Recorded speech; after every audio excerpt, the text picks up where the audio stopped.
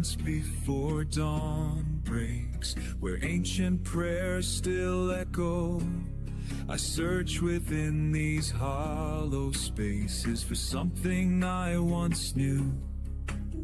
The question burns like incense, rising through chambers of my heart.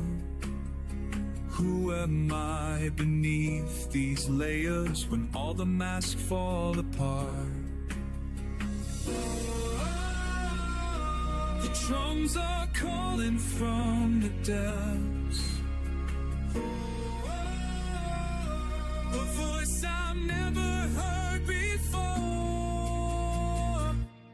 Who am I when the world stops turning? Who am I in the sacred hour, when the strings of heaven tremble and the fire lifts me higher? Who am I?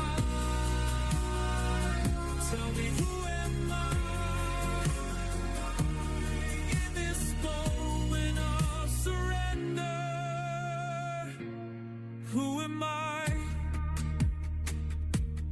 Through the maze of my intentions, past the walls I've built with fear, there's a child who still remembers what it means to truly hear. The owl weeps with recognition of a soul that's lost its way, but in the weeping there's redemption. In the question I find grace.